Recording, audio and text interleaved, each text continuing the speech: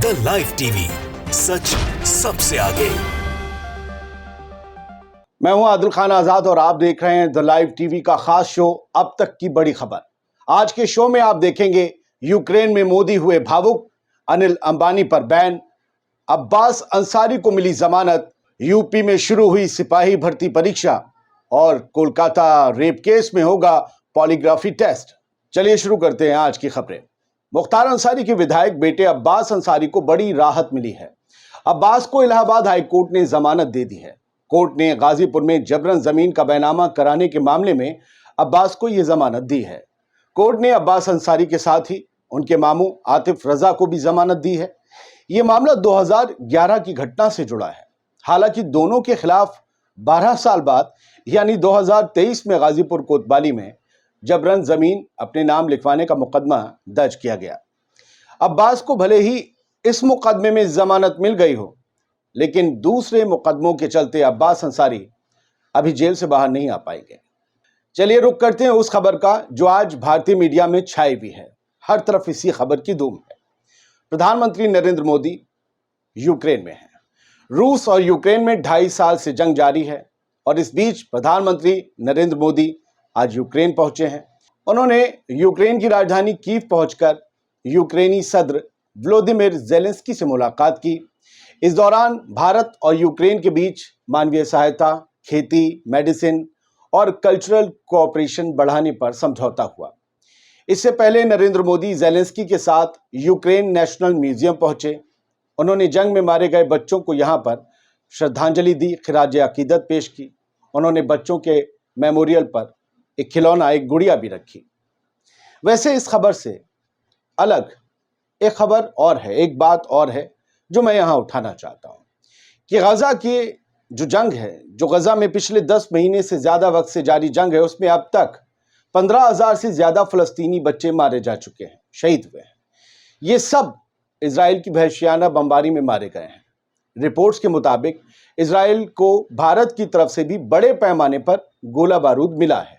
हो सकता है कि बहुत से फलस्तीनी बच्चे उसी गोला बारूद से या भारत से गए हथियारों से मारे गए हों। मोदी उन फलस्तीनी बच्चों को कब श्रद्धांजलि देंगे, यह हमें बिल्कुल नहीं मालूम।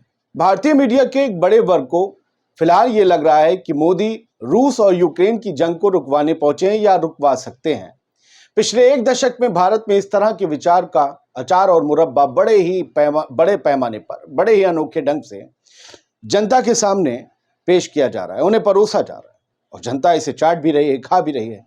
कमाल तो यह है कि बहुत से एक्सपर्ट्स भी ऐसे सवालों पर कहते हैं हाँ ये मुमकिन है। खैर, मोदी के दौरे पर यूक्रेन का मीडिया क्या कह रहा है वो जानना बेहद जरूरी है। बीबीसी ने लिखा है कि यूक्रेन की कीव इंडिपेंडेंट न्यूज वेबसाइट के मुताबिक रूसी राष्ट्रपति व्लादिमीर पुतिन को गले लगाने के बाद पीएम मोदी यूक्रेन आ रहे हैं। क्या यूक्रेन पुतिन और मोदी के साथ में दरार डाल सकेगा? पीएम मोदी ने मॉस्को में पुतिन को गले लगाया था, तब इसकी आलोचना ज़ेलेंस्की ने भी की थी और कहा था कि दुनिया के सबसे बड़े लोकतंत्र के नेता का ऐसे गले लगना शांति वार्ताओं की कोशिशों को झटका है। कमाल यह है कि उन्हीं ज़ेलेंस्की ने आज मोदी को गले लगाया है। लेकिन ये खबरें भी लोग शेयर कर रहे हैं कि रूस से रिश्ते भारत के बिगड़ सकते हैं।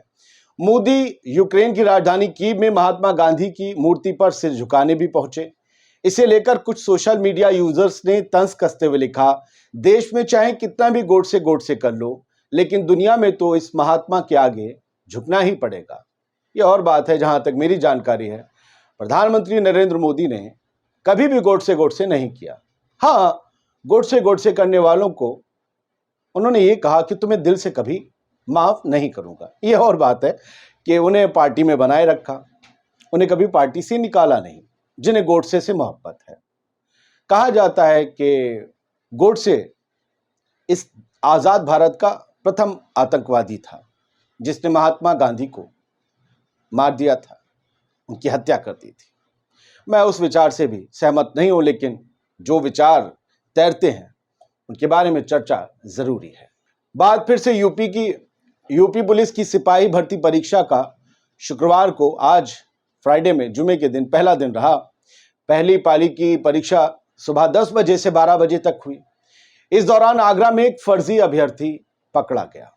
रायबरेली में एक अभ्यर्थी ब्लूटूथ से नकल करते पकड़ा गया। ये सब हो रहा है तब जब यूपी में कई बार ये एग्जाम्स टल चुके हैं, ये परीक्षाएं रद्द हो चुकी हैं, तब भी नकल पर पूरा अंकुश तो नहीं है। लोग अंदर ले जाते हैं सामान। कैसे?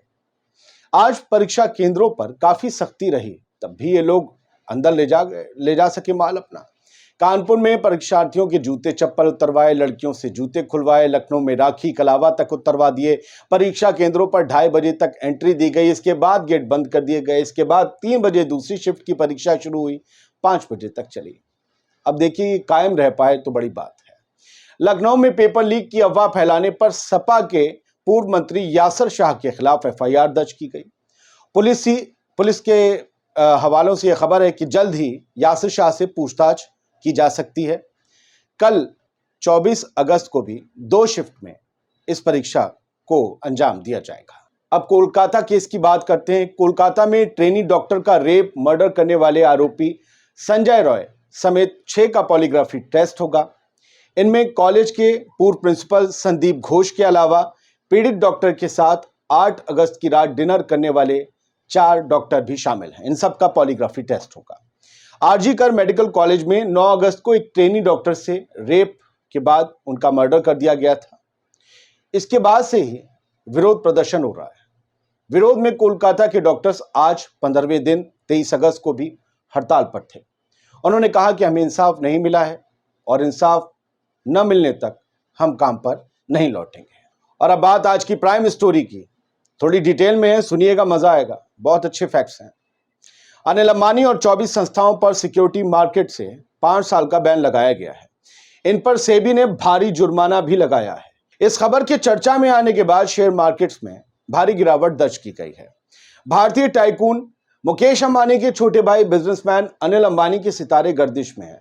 मार्केट रेगुलेटर सेबी ने भारी कर्ज में डूबे उद्योगपति अनिल अंबानी और रिलायंस होम फाइनेंस के पूर्व प्रमुख अधिकारियों समेत 24 दूसरे लोगों को कंपनी से पैसे के हेरफेर के मामले में शेयर बाजार से 5 साल के लिए बैन कर दिया है। अनिल अंबानी सबसे बड़ा नाम है बैन झेलने वालों में। सेबी ने अनिल अंबानी पर 25 करोड़ रुपए का जुर्माना भी ठोका है और उन्हें 5 साल की मुद्दत के लिए प्रतिभूति बाजार यानी सिक्योरिटीज मार्केट से जुड़ने पर बैन कर दिया है। इस मुद्दत के दौरान छोटे अंबानी यानी अनिल अंबानी किसी भी लिस्टेड कंपनी या सेबी के साथ रजिस्टर्ड किसी भी इंटरमीडिएटरी में डायरेक्टर या KMP यानी कि की मैनेजरियल पर्सनल के तौर पर शामिल नहीं हो सकेंगे।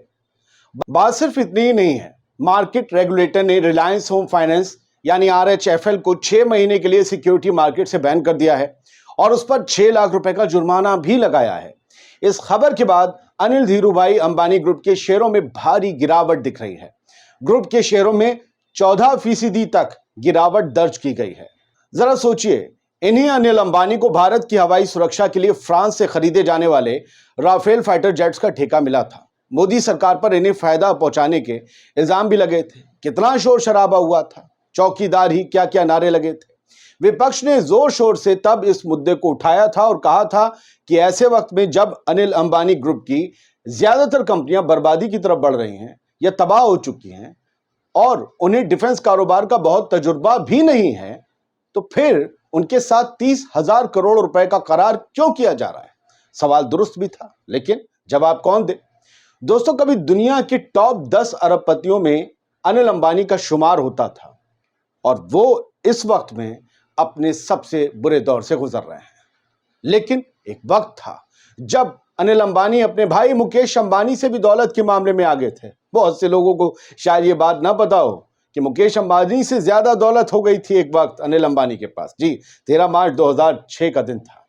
अंबानी की टेलीकॉम कंपनी में बड़ा मर्जर हुआ था। इस दिन बोर्ड मीटिंग में तय हुआ था कि रिलायंस इंफोकॉम का रिलायंस कम्युनिकेशन वेंचर लिमिटेड में मर्जर होगा। इससे रिलायंस कम्युनिकेशन वेंचर लिमिटेड के शेयर प्राइस 67% बढ़ गए थे। बहुत बड़ा उछाल था ये। इसका नतीजा ये हुआ कि उस दिन अनिल अंबानी की नेटवर्थ 45,000 करोड़ रुपए हो गई थी, जबकि उस दिन बड़े भाई मुकेश अंबानी की नेटवर्थ 37,825 करोड़ रुपए ही थी। ये वो वक्त था जब नेटवर्थ के मामले में अनिल अंबानी सरताज बन गए थे, मुकेश अंबानी पीछे रह गए थे। और आज ये वक्त है कि जब अनिल अंबानी पर बैन और जुर्माने लगाए जा रहे हैं। कहते हैं ना, जो आज साहिब मसनद हैं कल नहीं होंगे, किराएदार हैं जाती मकान थोड़ी है। ये हुक्मरानों पर भी फिट बैठता है, इसलिए मायूस मत हो। सबसे तेज इस दुनिया में पता है क्या चीज चलती है? वक्त। और वक्त हो चला है आपसे विदा लेने का। आज का एपिसोड बस इतना ही। उम्मीद करते हैं आपको पसंद आया होगा। कमेंट बॉक्स में जरूर बताइएगा। अगर ये कोशिश पसंद आई तो ये कोशिश आगे भी जारी रहेगी। शुक्रिया, सलामत रहिए। द लाइव टीवी, सच सबसे आगे।